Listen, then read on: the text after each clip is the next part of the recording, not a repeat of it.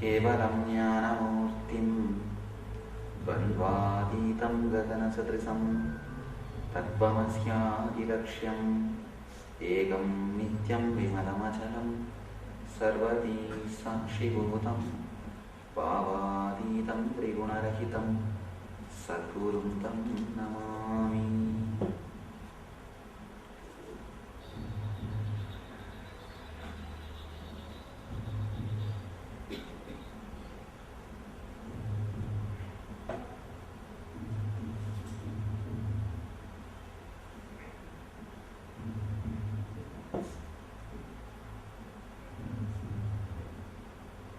I welcome you all with my love and respects.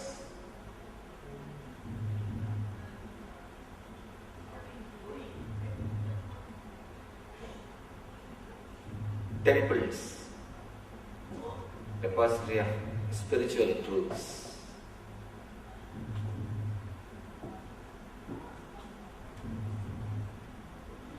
From the time immemorial, not only Hindus, not only the people who belong to the Rishi culture, all over the world, in all traditions, creating a space for divine has become part of our life. Not only in the Hindu tradition, any religion, any master, any cult, any group, first thing they do is creating a space for divine. Not only human beings, even animals, when they live together, some of the beautiful researches that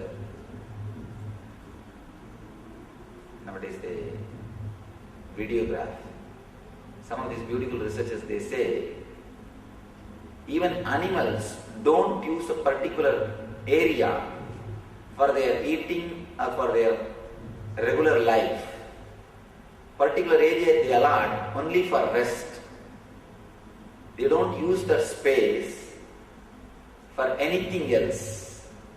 All they do is only resting. Of course, they don't know anything called worship or prayer. That's the reason they use only for rest. If they know, they would have used for it. We don't know.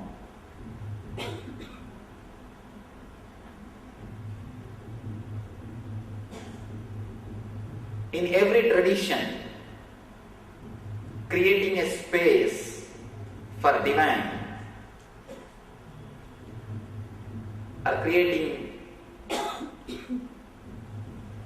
a place in which they can relate with the divine has become a part of their culture, part of their life. Here, in these 3 series of discourses, I'll try to explore the science behind the Hindu temples, the idea behind the Hindu temples, why these structures are created. Especially if you travel in India, you can see such huge structures. The other day I was taken to a particular university by a professor. I met a Nobel laureate in San Jose. He was taking me around his university. The person who was accompanying me, another one person, he was explaining about the whole university. He was bragging a little too much about the whole structure. It's okay, you can be proud of your university, nothing wrong. But he made a statement. Nothing like this exists in India, or nothing like this exists in your country. I just smiled. Come to our villages. Every village of Tamil Nadu has got much bigger structure than this whole university, completely done in granite. Every village of Tamil Nadu will have much bigger structure in granite. Why? our ancestors have created such huge structures in every village. What is the need? What culturally, socially, spiritually we got from these huge structures? Why, first of all, they have created it? Before entering into the subject, I would like to mention a beautiful scientific study done by a doctor, Frank Rudolph. He went and stayed in Amazon along with a group of tribes for 30 years, not 1 year. 30 years he stayed with them to do some research about their lifestyle. There's an important thing which I wanted all of you to know. The tribes, they believe by creating an image of a particular person and invoking that person's energy into the image, into the clay idol, they can heal that person or they can transmit any disease to that person. They believe in a phenomenon called transmitting disease or healing disease through a clay image. They create a clay image and invoke his energy into that image. Then they heal him through this image, or they transmit a particular disease to him, even death. These tribes, they believe this idea. This doctor wanted to understand, study about it. He goes there with all his equipments to do research, with his video camera, whatever, to do research, to analyze what is happening behind this whole phenomenon. Not 1 year or 2 years, 30 years he stays with them, does a research, and then he publishes a beautiful paper. 3 things mainly he says. He says, if he has observed 100 incidents, more than 98 became true. That's the first statement he makes. He observed, if he has observed 100, more than 98, the disease is transmitted, or the health is transmitted, or the death is transmitted. That's the first thing. Second thing he says, not only to human beings, even to the trees they are able to transmit. That's the second thing he says. They make a clay model of a particular tree, and just by infusing that energy through some vibrations, through some sounds, they make the tree wither and die, or a dead tree is brought back to life. Third thing, not only with the living human beings, even with the dead human beings they are able to play. A person who is dead, within 3 days they are able to bring them back, bring that person back to life. It's very mysterious and very strange. If you can get his book called Hidden Mysteries and read it. He gives enough of proof, evidence, and all his case studies and researches, whatever he has done in 30 years, he has published in a book called Hidden Mysteries. Finally, he comes to the conclusion. He gives the conclusion. This group of tribals, they are able to transmit disease or health or death through just clay image, even if the person is thousands of miles away. Even if the person is thousands of miles away. Second thing, not only to the persons, to the trees also, to the animals also. Third thing, not only with the living beings, even with the dead persons, they are able to play. They are able to bring dead persons back to life within 3 days, or they are able to relate, talk to the dead persons for ever. They are able to relate continuously with that persons, even dead persons. When you look this phenomena, if you can relate with an ordinary person through an image, why not with the divine energy which has created the whole universe? Again and again people ask me, Swamiji, why are you worshipping idols in Hinduism? I tell them, no. In Hinduism there is no idol worship. We don't worship idols. We worship through idols. It is not idol worship. It is worship through idols. There is a very big difference between idol worship and worship through idols.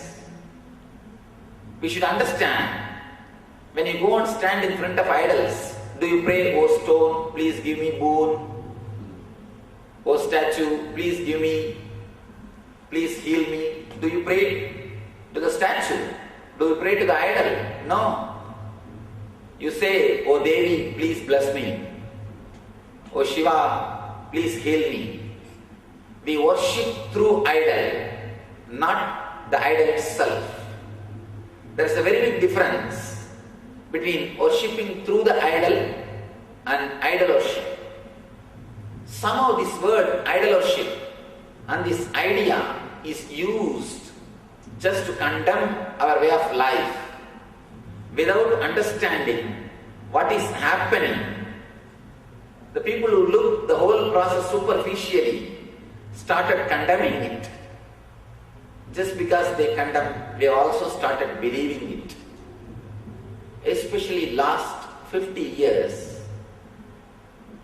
after this so-called Western scholars, when they started translating Vedas, when they started disrespecting our culture, Max Muller translated Vedas just to disrespect it, just to torture it, just to prove that there is nothing worth in it. He writes in his letter to his mother, "I have translated these books just to show them that they have nothing."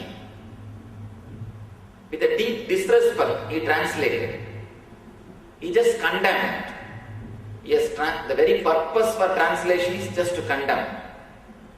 Of course, once the Western scholars have done their job, the Eastern scholars have also picked up the same way of thinking, same trend, including Radhakrishnan, including Sarvepalli Radhakrishnan, whom we respect as a great philosopher. Including him, they have started taking up the same way of thinking style, same trend of thinking, and started condemning our idol worship, our worship through idol, our way of life, our culture. In many places, they are not able to tolerate, they are not able to digest our way of life. So they give emphasis most to the Advaitic philosophy or the monistic philosophy, just to show to the people that we have something juice. The other things are non-essential. They don't understand the whole thing is essence. There is no such thing in our system. Only the Advaita is essence, philosophy is essence, and our culture is something less than Advaita, or which needs to be condemned or altered. There is no need. The whole thing is essence. Whatever we have from the first line to the last line, it is essence. There is nothing needs to be edited in our scriptures. There is nothing needs to be altered in our culture. There is nothing needs to be rearranged in our way of life. But somehow, because of these Western scholars, even the so-called Eastern scholars, including Sarvepalli Radhakrishnan, they have started thinking, writing, preaching that we are degraded in cultural form. Our everyday life, our day-to-day life, our practical culture is away from our Shruti. It is not. Only thing, we have not understood. We have lost the connection between the Shruti and Smriti. We have lost the connection between our Upanishads and Agamas. We don't have persons who can relate and explain. Just because we don't have persons who can relate and explain, we can't say our Agamas are something less than Shruti. No way our culture, our practical philosophy, our day-to-day life is less than our Advaita Siddhanta or the backbone of our Indian tradition. We need to understand the day-to-day culture, the temple worship, the fire rituals, everything is a clear practical Vedanta. It is the essence of our wisdom. It is the juice of our Rishis' research reports. The person who creates a formula to reproduce the same experience which happens in the outer world is a scientist. For example, Newton saw apple falling from a tree and something happened in his consciousness. He created a law of gravity. He created few rules, regulations, understandings, formula to reproduce the same experience in other beings. He is a scientist. Person who creates a formula to reproduce the experience which happens in the outer world is a scientist. Person who creates formula to reproduce the experience which happens in the inner world is a mystic. Mystic or a saint is a person who creates a formula to reproduce the same experience which happens in the inner world. These temples, our rituals, puja, homa, all these things are formulas created by our rishis to reproduce the same experience which happened in their inner space. They have created a formula to reproduce the same experience in our being which happened in their inner space. When we don't understand, when we don't practice, we can't just say it is not true. Just because we don't have enough patience, just because we are not able to give enough time to work with these formulas, you can't say the very formula is wrong.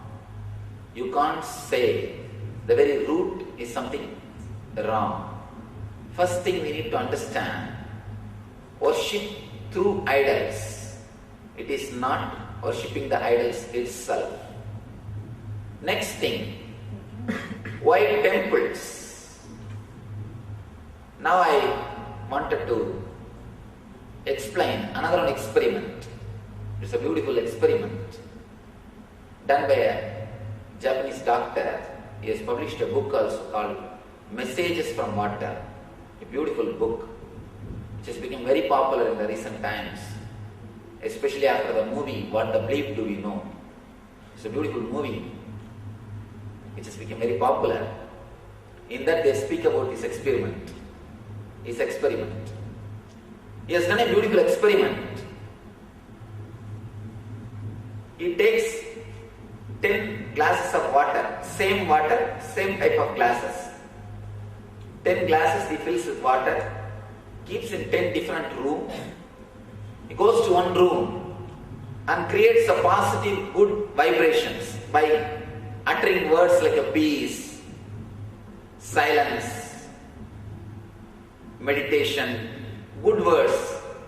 he utters good words, creates a positive vibration. Then he goes to the next room, starts screaming, violence, terrorism, these are the words he shouts, creates a negative vibration. He goes to the third room, chants few words from Dhammapada, Buddhist scripture. Like this, he chants different words in different rooms. Then he freezes the water, sees them through microscope and photographs them. He comes out with amazing results. He says, the water which he energized through positive words, they shine like diamond. The photographs, in photographs they shine like a diamond.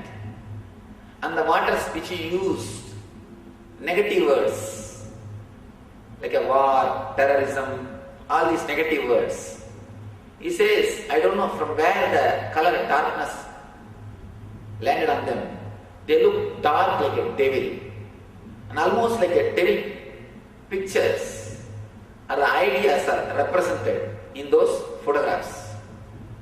Not once or twice, more than 300 experiments he has done. And he says, water can just radiate, respond to your thoughts. Water can hold, radiate and respond to your thoughts.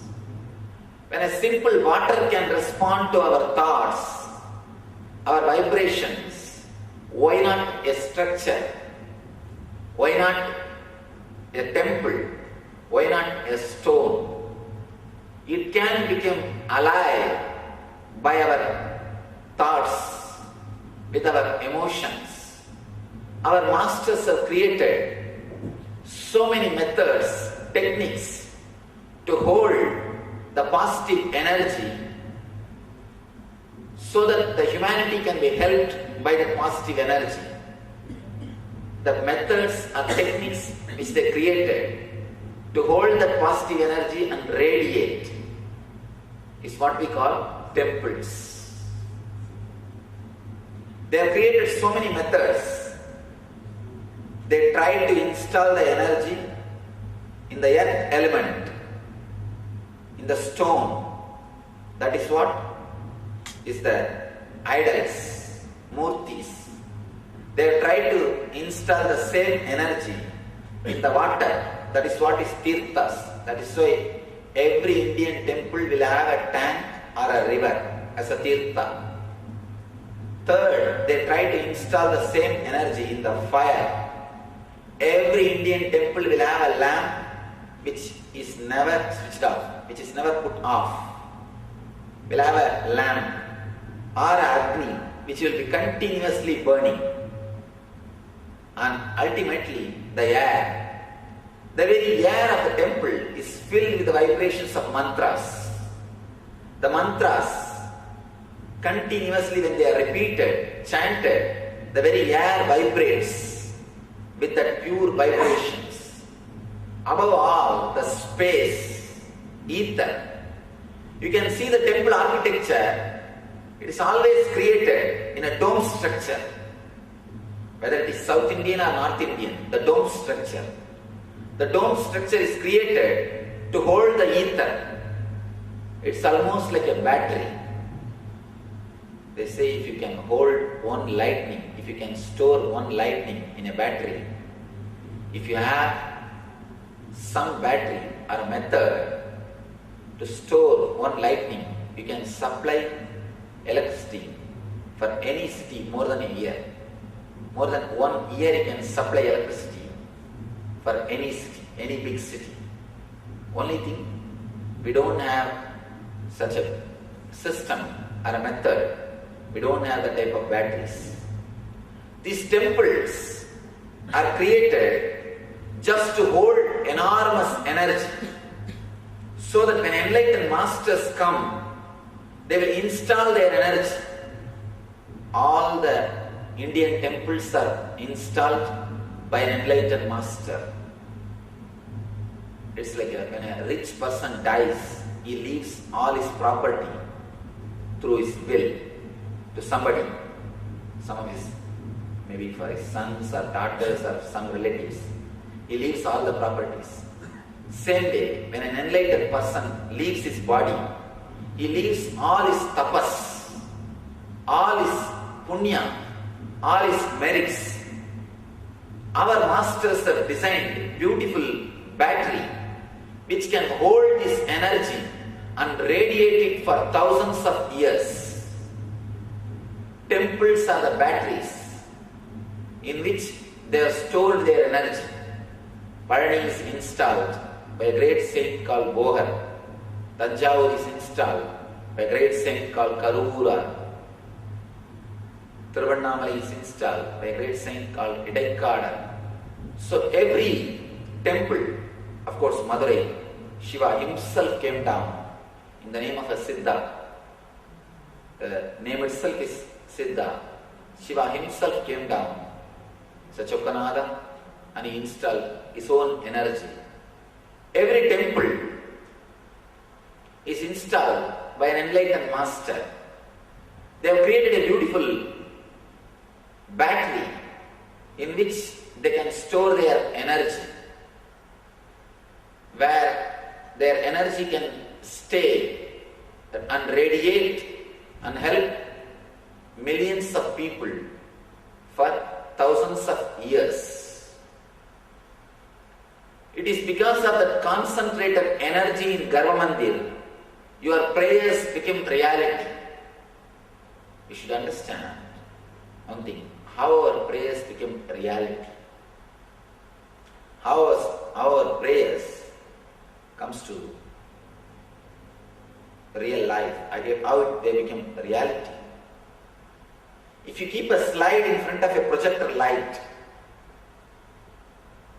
you will see that slide in screen as a reality. If you keep a temple slide, you will see the temple. If you keep an actor's slide, you will see that actor. If you keep an actor's slide, you will see that actors.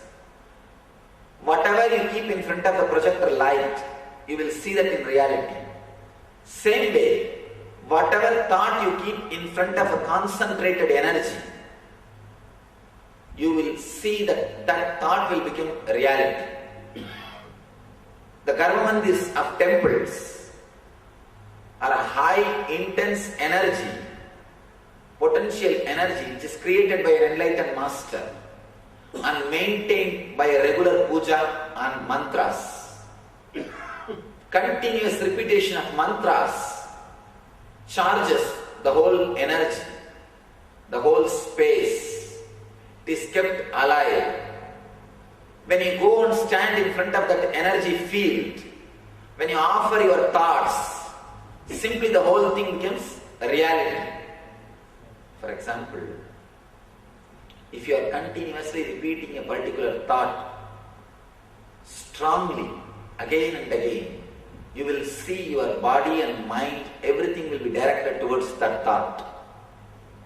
Same way, when you go and stand in front of an energized murti, in front of an energy space in the temple, and create a thought, create a wish, your whole body and mind will be tuned to that thought. Naturally, it will become reality in your life. In the temples, two things will happen. First thing, you will have the Shakti to make your dreams into reality. Next thing, you will have the Buddhi to realize what you think as reality itself is a dream. Shakti to make your dreams into reality, Buddhi to realize the reality itself is a dream.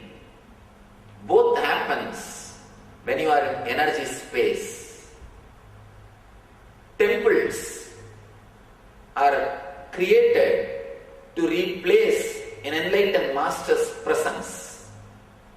Enlightened masters, when they leave the planet Earth, when they leave their body, they wanted there should be some space which can continuously inspire the people, which can continuously heal, inspire, which can give them the experience of spirituality or the sacred feeling.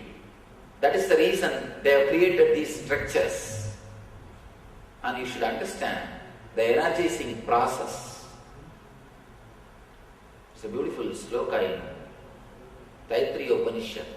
They say, from Akasha came the Vayu, from Vayu came the Agni, Agneir Apa Prithvi, Prithivyor Annam. From Agni came the water, from water came the earth, from earth the other things continued. Same way, the energy is also brought.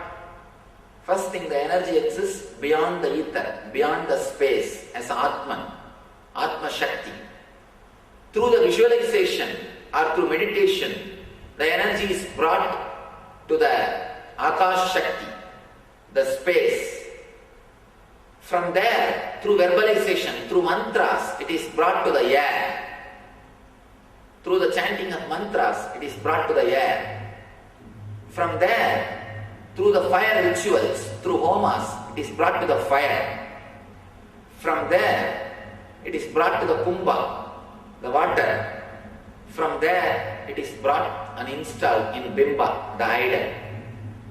That is the way the energy is brought and installed inside the statue or the idol, inside the murti, inside the vigraha. When the energy is installed inside the vigraha, you can't call that as a statue, it becomes a deity. There's a big difference between idol and deity. In Vaishnavism, we call it Archavatara. Different incarnations of God. God has taken a different incarnations. He took the incarnation of Rama, Krishna, Buddha, Parashurama, Kalki, so many incarnations.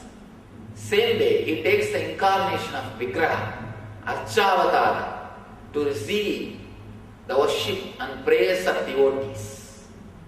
Once the energy is installed, once the prana pratishtha is done, once the energizing is done, it cannot be called anymore as idol. It is Archavatara. We call it as incarnation of God. The divine descended in the form of idol, Vigraha. They say in a beautiful way, the Brahmanda expresses itself in Pindanda through the idols.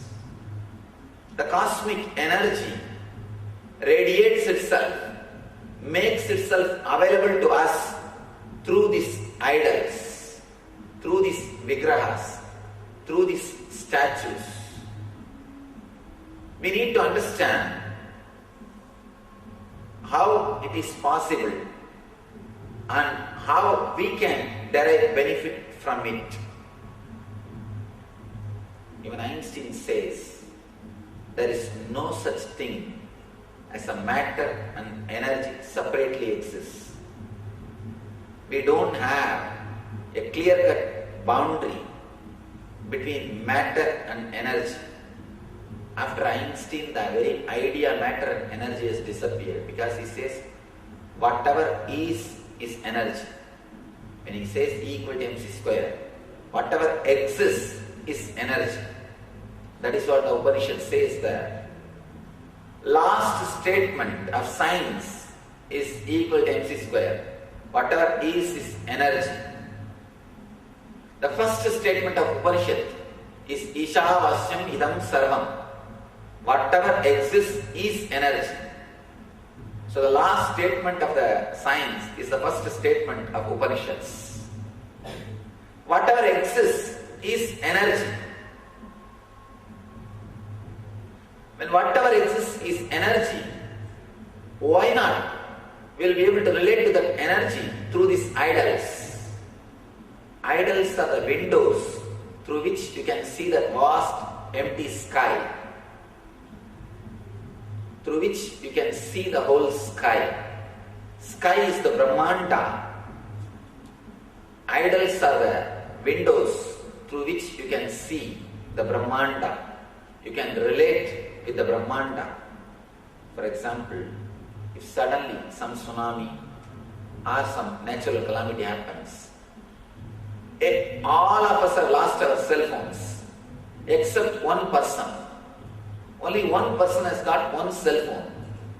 If he says that I can speak through this small thing to the other part of the world, will you believe? No, we won't. We will not believe if he claims I can speak to anybody who is in the other part of the world just with this small instrument. First thing, you will not be able to believe. Second thing, if he proves that he is able to talk, he will become a great saint. We will start worshipping him, respecting him. That's the same thing happened in our Eastern culture also. Temples are cell phones. In those days, everyone was able to relate. Today, the tsunami of Western civilization has entered and destroyed the whole thing. Tsunami of the cultural invasion happened and destroyed the whole thing. Now only few are able to operate that cell phone. First thing, the younger generation, they are not ready to believe the cell phone works. Next thing, if at all you see some proof, you make him a saint and you say, oh, it is such a big job, very difficult job, he is able to do, he is a great saint, an enlightened person. But I tell you, cell phone works and it is very easy. Not only it works, it is very easy. It is for common man. It is for common public. It is for all of us. Just because we lost few keys, we can't say this lock can never be opened.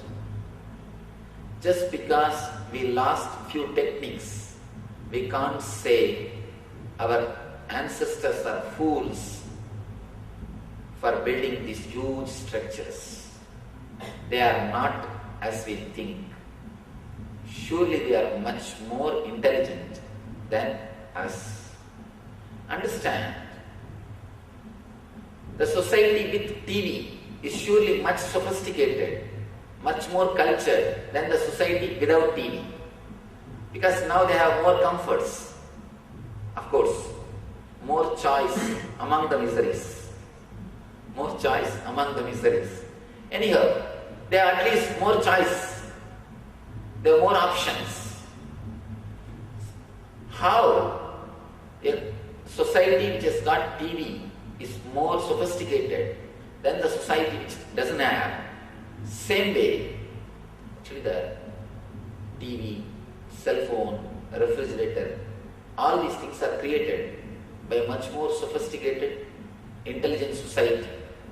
Same way, our temples are developed, designed by a highly cultured, intelligent society. Only thing, now we lost the technique or method to use them for our day-to-day life, for our everyday life. Just because we lost few keys, we can't say the original system itself is useless.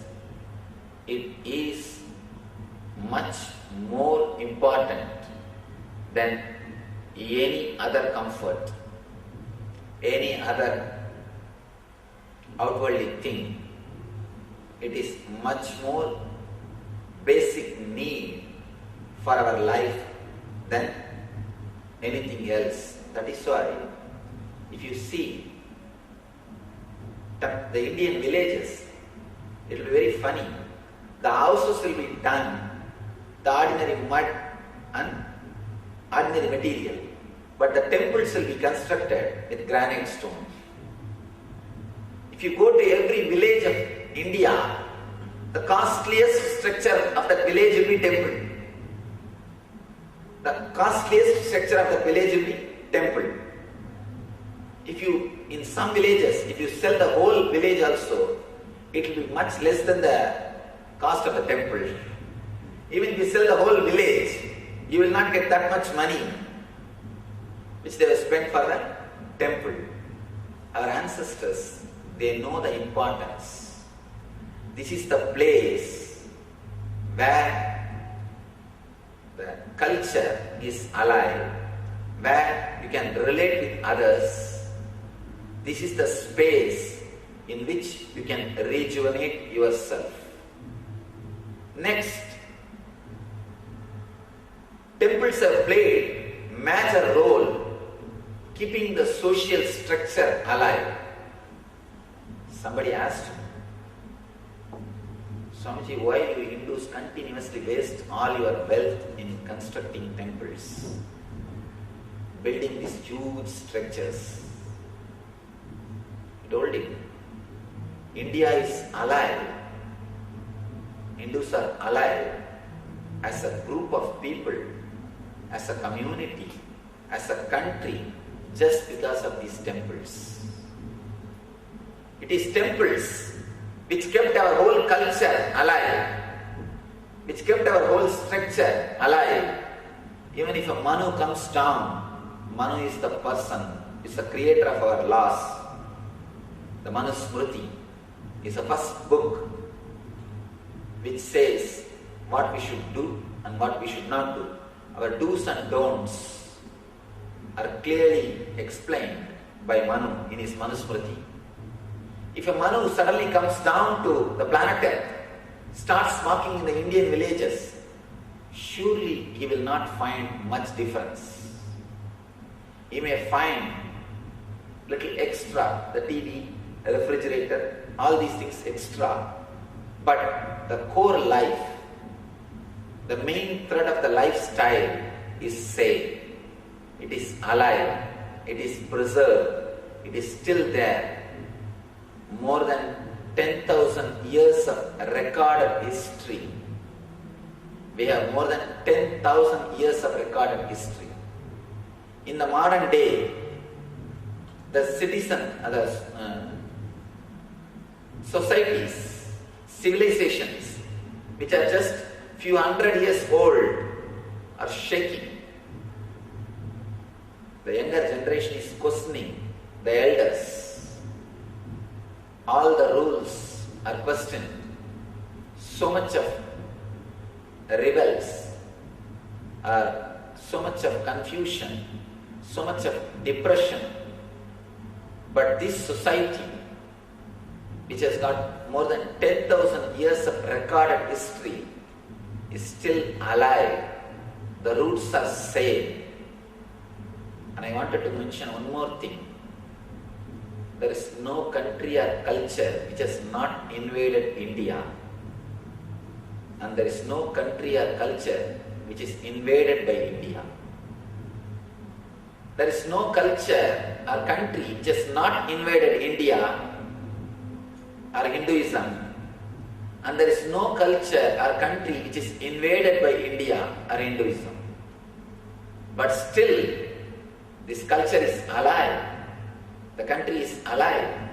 Again and again, our temples are broken, destroyed, but again and again it stands in a much more beautiful way. Vishwanath temple is destroyed more than 14 times. Somanath Mandir is destroyed more than 70 times. 70, please understand, not 70, 70. Only Ghazali Muhammad destroyed 17 times. More than 70 times it is destroyed. All major temples of India is destroyed at least 10 times. At least 10 times it is destroyed. But again and again it stands up. How? And the funny thing, if you see, the king who built the temple, his palace is demolished. His palace is no more, but the temple stands. It is standing. The person who built the Tanjavur temple, the Rajaraja's palace is no more. There is no palace. but the temple is alive. I am sure the same architect, same Sthapati only would have built both. The same Sthapati only would have built the temple and the palace. But the palace is not there. Temples are standing. Temples are surviving. How? Because they are something more than physical structure. Temples are like a satellite relay centers where the high intense spiritual energy is created, where the high intense spiritual vibrations are created and sent to all over the world to help the human beings, to heal them physically, mentally, emotionally, above all, spiritually. It is we who is supposed to take the responsibility. It is we who is supposed to learn how to tune ourselves into that higher energy, how to relate with that higher energy, how to derive the benefit from that higher energy. It is we who is supposed to discover the key, how to unlock this lock and experience the inner treasures. It is we who should know the contact number to activate this cell phone. Meditation is what I call is the key to unlock this door and experience the inner treasure. Meditation is what I call is the number through which you can activate and relate with this higher energy. Meditation is the master key to relate with the energy which is in the form of Murti, which is available to us in the form of deity. That's the only way we can open the window of idol and see the Brahmanda.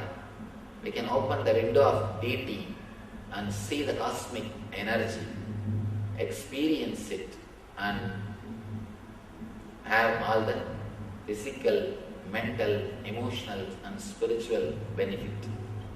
Tomorrow we will see practical technique to tune ourselves into this cosmic energy. How the religion is relevant to spirituality. How the day-to-day practices of religion can be made into spirituality. When we do it with awareness, any ritual can become meditation technique. When we do it without awareness, even a meditation technique can become a ritual. How we make spirituality into religion, how we should make religion into spirituality.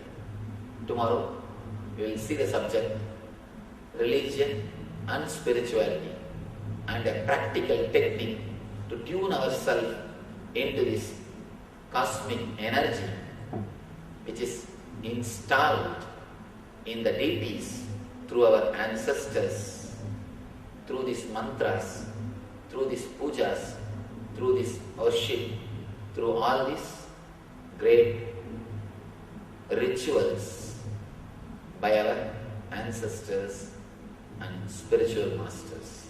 Thank you.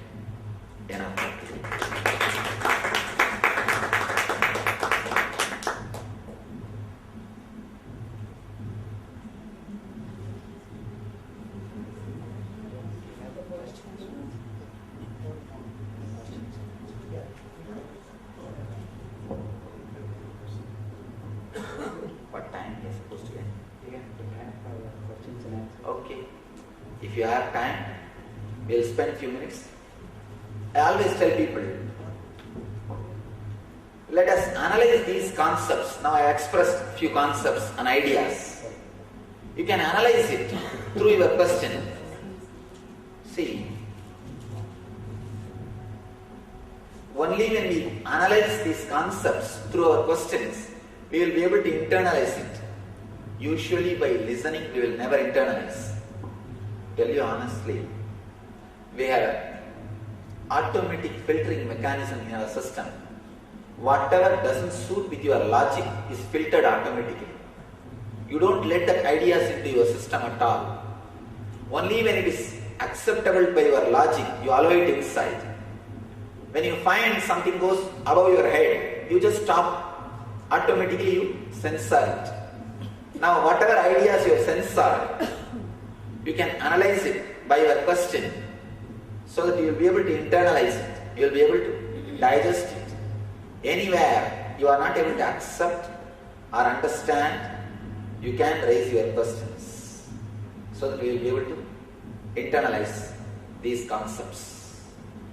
You are welcome with any question. Anybody has a question? Yes. Give the mic, please use the mic. You mentioned that when you worship at a temple, your thoughts become reality because of the energy. I was curious about, we do go through positive and negative thoughts. So I have a question with regard to that. Is it appropriate at the temple? It's an important question. Surely you must avoid negative thoughts inside energy space. You are playing with fire. I think something higher than fire. The energy, when it becomes more subtle, the positive effect and negative effect, both are serious. Please understand, with stone if you play, the positive effect also is less, negative effect also is less. With water, it's little more, positive and negative both. With fire, it is little more sensitive. With air, little more sensitive. With ether, it is much more. With electricity, it is too much. If you use it properly, it can help you in all possible ways. If you abuse it, it can simply destroy the whole life. Not only our life, all our property. So be careful. We are playing much more powerful energy than electricity in our temples. So you must be careful to have only positive thoughts. Not only positive thoughts, you should have only clear thoughts. You should not give power to self-contradicting thoughts. Please understand, when you pray, always pray, let me be healed. Never pray, let me get rid of this disease. When you use the word, let me get rid of this disease, you are creating a self-contradicting thought. When you repeat a word, let me get rid of this disease, you give power to the word disease also. When you repeat the word disease, you automatically think about the disease. So by now, you already given power to that word also. Understand, repeat only the positive words. Repeat only the words which are straight. That is why beautifully we have this Chamaka mantra, Sanchame, Mayaschame, Priyanchame, Anugamaschame. All these words are positive engrams. Let me have food, let me have sleep, let me have bed, let me have house, let me have cows, let me have wife. This is the meaning of the Chamaka.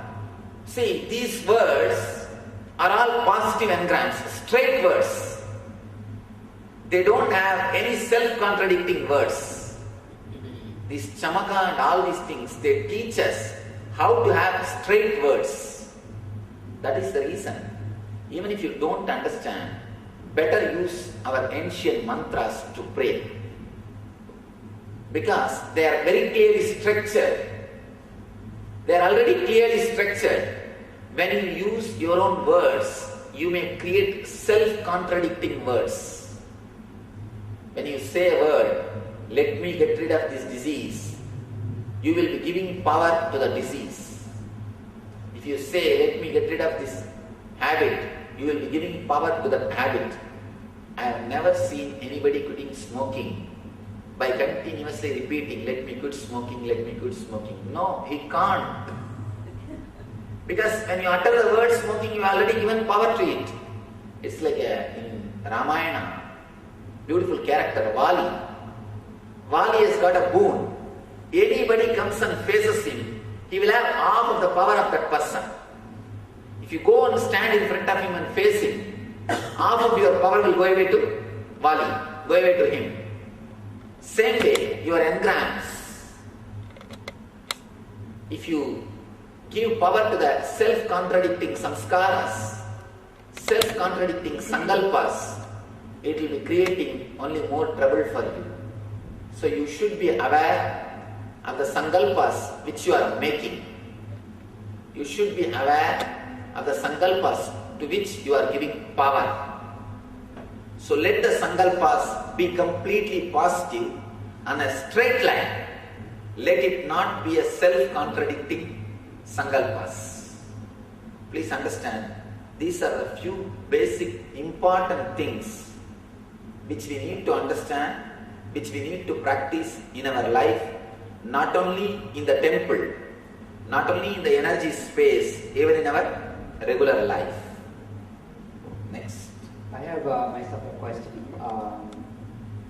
I think, when we look back India and also so many thousands of years back, we see that the people had the faith, and the faith was the kind of a starting point to be able to do the things that you're talking about, meditation, devotion, slokas, and all those things. Then it leads us to the key that you're talking about to unlock all the wonders, the divine. So I have the feeling that the faith is going down. That's one thing. The second thing I would like you to address is, how do you really instill this faith right from the end? First thing, your idea, the starting point is faith in ancient days is wrong. When our kids are initiated into Gayatri, you should know the meaning of the mantra, Gayatri mantra. It says, let me meditate on the energy which awakens intelligence in me. Let that energy help me to meditate on it. Om Bhur Bhuvasva Tat Saviturvarenya Bhargo Devasya Dhimai Dhyoyona Prachodaya. Understand, this whole statement, nowhere you hear anything about faith in that technique. Only when he starts experiencing that technique, then he starts believing, or you can say, once you experience, afterwards what happens to you can't be called as belief, it's a trust. He develops trust, then he is given the Ishta mantra. Please understand, in all other group of religions, in all other religions, you are baptized, given faith. You are asked to believe in some concepts, like a teaspoon feeding. Here, no faith is required. Hinduism is the only religion which doesn't ask faith as a prerequisite, which we need to understand. Please understand, Hinduism doesn't demand faith or belief as a prerequisite. When we initiate our kids into Gayatri, the meaning of the Gayatri is just, let me meditate on the energy which awakens my intelligence, that's all. You are not asked to meditate on a particular deity. You are not asked to believe that some deity exists somewhere. No. Nothing is told. You are just given these words which creates a kind of vibrations in you. You are asked to repeat it over. Naturally, person experiences the higher awareness and consciousness through this word. Once he experiences, only then he is given philosophy. The system, Gurukulam tradition is, at the age of 7 he is given Gayatri. Between 7 to 14 he will repeat the Gayatri. By the age of 14, if he achieves the Pratyagatma Chaitanya Jagrata, means the individual conscious awakening, the first experience. he will be asked to study Brahma Sutra and he will go for sannyas training. If he doesn't achieve that experience, he will be asked to study Kama Sutra and he will go for the Grihastha life. If a person who studies Brahma Sutra between 14 and 21, if he achieves the complete enlightenment, he will be given sannyas. If he doesn't achieve the complete enlightenment, then he has to study the Yoga Sutra. This is the way our structure is created. Hinduism doesn't demand faith. That's the first thing. It's a pure technique. When you start Gayatri, it's a technique to relate with that energy. It's a technique to relate with the cosmic energy. The early morning, you are asked to repeat that word, repeat that mantra, to tune yourself to that higher energy. It's a simple technique. You don't need faith. You don't need belief. You don't need to believe somebody is sitting somewhere. You need to bow down to that person. No. You are not given any concept when you are initiated.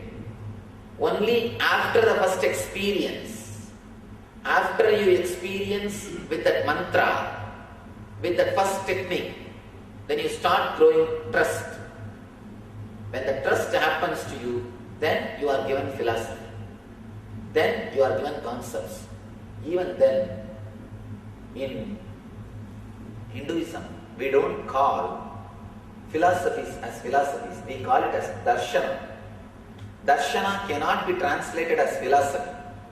Darshana, you can use a different word called philosia. What is experience is darshana. Philosophy is what is intellectually conceived. Darshana is what is experienced. So darshana is not philosophy. It's like understand two things. Philosophy is a kalpana, means imagination. The intellectual jugglery or intellectual gymnasium or a brain candy. That is what is philosophy. Darshana is visualization. It's like what exists but you don't know it exists. So darshana is the technique to tune yourself into it. The example for darshana is, in the daytime also stars exist, but you are not able to see because there is no sun. There is sun. There is sun. Because of sun, you are not able to see the stars. If you are taught there is stars in the sky in the daytime also, it is darshana. Which is truth, which you are not able to experience as and now. If you can tune yourself a little bit to it, you will be able to experience. If you have telescope or instruments which is needed, immediately you will start experiencing it. Darshana is the truth which exists. Only thing, you need to fall in tune with it. That is darshana. Philosophy is just imagination or playing with more and more words. Philosophy means anybody who can complicate simple things can become a philosopher. That is philosophy. Philosophy is just complicating a simple thing through the intellectual gymnasium, through words. Philosia, darshana, is giving you the tips, or giving you the methods to experience which exist but which you are not able to experience at present moment. So there is a very big difference between darshana and philosophy. All other religions feed their kids with philosophy. Hinduism feeds it with philosia. From the beginning, you are given only techniques to tune yourself into that ultimate reality. You are never asked to believe. So there is no need for faith, there is no need for belief in Sanatana Dharma. To experience Sanatana Dharma, you don't need faith, you don't need belief. All you need is the courage to explore, the courage to experience, the courage to gamble. That's what I say. All you need to experience Sanatana Dharma is courage to gamble. You need to have courage to enter into it and to see what it is. You don't need anything else. So there is no need to install faith, to install belief. And I tell you, all faith, all belief is only superstitious, skin deep. It's only skin deep. You know how much the skin is? What is the depth of the skin? All your belief, all your faith is just skin deep. All we need to give for our kids is only understanding, not belief. Try to give them more and more understanding why we do all these things. Why you are asked to bow down. Why you are asked to come to temples. Why you are asked to go around the deity. Why you are asked to do namaskar. Give them more understanding, not belief. If you try to give them more and more beliefs, either they will resist. By force, if you somehow manage to infuse, they will become idiots. Please don't do the mistake of giving them belief or faith. Give them intelligence, understanding. Give them more and more wisdom. That is the right